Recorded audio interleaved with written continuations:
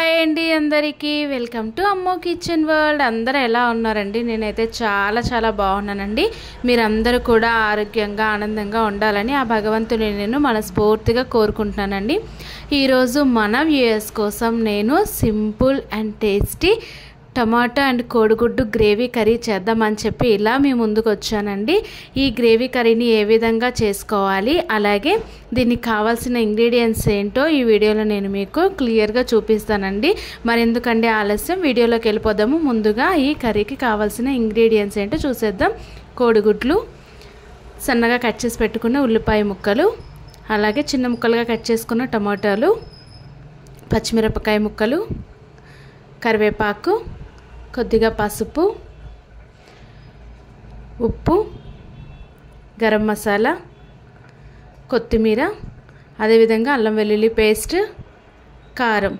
ముందుగా కోడిగుడ్లని ఒక బౌల్లోకి తీసుకొని తగినన్ని వాటర్ పోసుకోవాలండి. అలాగే దానిలోకి కొద్దిగా సాల్ట్ని కూడా యాడ్ చేసుకొని ఉడికించుకోవాలండి. ఇక్కడ చూసారు కదా, కోడిగుడ్లు అనేవి ఉడికిపోయాయండి.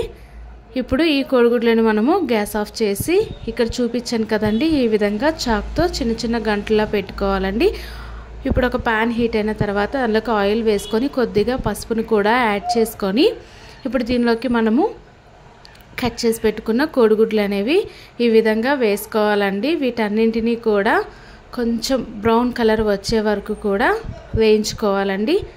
చూసారు కదా, మీరు ఇక్కడ చూసినట్లయితే కోడిగుడ్లు అనేవి ఈ విధంగా ఫ్రై అయిపోయాయండి. ఇప్పుడు వేరే ప్యాన్లోకి కొద్దిగా ఆయిల్ తీసుకొని దానిలోకి పచ్చిమిరపకాయలు, ఉల్లిపాయలు, అలాగే కరివేపాకును కూడా వేసేసుకోవాలండి. ఇప్పుడు ఈ ఉల్లిపాయలు అనేవి బ్రౌన్ కలర్ వచ్చే వరకు కూడా మనము వేయించుకోవాలండి. పచ్చిమిరపకాయలు కూడా వేయించుకోవాలి. ఇక్కడ చూసారు కదా, ఈ విధంగా వేగిన తర్వాత దీనిలోకి మనము అల్లం వెల్లుల్లి పేస్ట్ను కూడా యాడ్ చేసుకోవాలండి. ఈ అల్లం వెల్లుల్లి పేస్ట్ అనేది పచ్చివాసన పోయే వరకు కూడా వేయించుకోవాలి. కింద అనేది మాడిపోకుండా ఈ విధంగా కలుపుతూ ఉండాలండి. ఇప్పుడు దీనిలోకి మిగతా ఇంగ్రీడియంట్స్ని కూడా మనము యాడ్ చేసేసుకుందామండి. దీని తర్వాత మనం దీనిలోకి సన్నగా కట్ చేసుకున్న టమాటా ముక్కలను కూడా వేసేసుకోవాలండి. ఈ టమాటా ముక్కలు వేసిన తర్వాత కొద్దిగా పసుపు అనేది ముందు కూడా వేసాం కాబట్టి చూసుకొని కొద్దిగానే వేసుకోవాలండి. అలాగే దీనిలోకి సాల్ట్ని కూడా యాడ్ చేసుకోవాలండి. ఇప్పుడు ఒకసారి కలుపుకొని మూత పెట్టుకోవాలండి. మూత పెట్టుకొని గ్యాస్ అనేది సిమ్లో పెట్టుకొని ఒక 5 నిమిషాల పాటు ఉడికించుకోవాలండి. ఇక్కడ చూసారు కదా, ఒక 5 మినిట్స్ తర్వాత మనము మూత తీసి చూసినట్లయితే టమాటా అనేది ఈ విధంగా వేగుతుందండి. ఇక్కడ చూసారు కదా, ఇప్పుడు ఈ విధంగా టమాటా అనేది సాఫ్ట్గా ఉడికిన తర్వాత దీనిలోకి మనము మిగతా ఇంగ్రీడియంట్స్ని కూడా యాడ్ చేసేసుకుందామండి. టమాటా అనేది సాఫ్ట్గా ఉడికిపోయింది. దీనిలోకి ఇప్పుడు కారం కూడా యాడ్ చేసుకోవాలండి. పచ్చిమిరపకాయలు తక్కువగానే వేసాం కాబట్టి కారం కొంచెం ఎక్కువగా కావాలనుకున్న వాళ్ళకి ఎక్కువగా యాడ్ చేసుకోవాలండి. కారం వేసిన తర్వాత దీనిలోకి కొద్దిగా వాటర్ని కూడా యాడ్ చేసుకోవాలి. ఈ కారం అనేది ఈ టమాటా అండ్ ఉల్లిపాయ ముక్కలకి పట్టే విధంగా వాటర్ని కూడా యాడ్ చేసాం కదా, వీటంతటిని కూడా ఒకసారి మొత్తం అన్నిటికీ కూడా కారం అనేది కలిసేటట్టు ఈ విధంగా కలుపుకోవాలండి.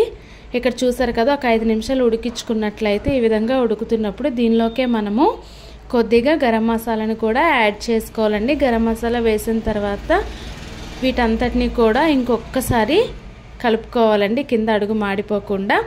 ఇప్పుడు దీనిలోకే మనము ముందుగానే ఫ్రై చేసి పెట్టుకున్న ఎగ్స్ని కూడా యాడ్ చేసుకోవాలండి. ఇక్కడ చూసారు కదా, ఎగ్స్ని కూడా నేను మొత్తం అన్నింటినీ కూడా ఈ గ్రేవీలోని వేసేసానండి.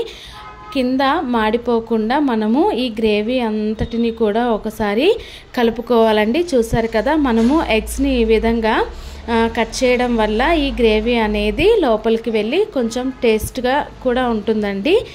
కింద అడుగనేది మాడిపోకుండా వీడియోలో నేను చూపిస్తున్న విధంగా ఒకసారి మొత్తం అంతటినీ కూడా ఈ ఎగ్స్ లోపలికి ఈ గ్రేవీ అనేది ఫిల్ అయ్యేటట్టు ఒకసారి వీటంతటినీ కూడా ఈ విధంగా కలుపుకోవాలండి. గ్యాస్ అనేది సిమ్లోనే పెట్టుకోవాలండి.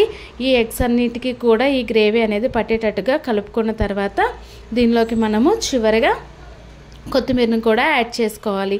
అంతేనండి, చూసారు కదా, చాలా అంటే చాలా సింపుల్గా టమాటా అండ్ కోడిగుడ్డు గ్రేవీ కర్రీ అనేది మనకి రెడీ అయిపోయిందండి.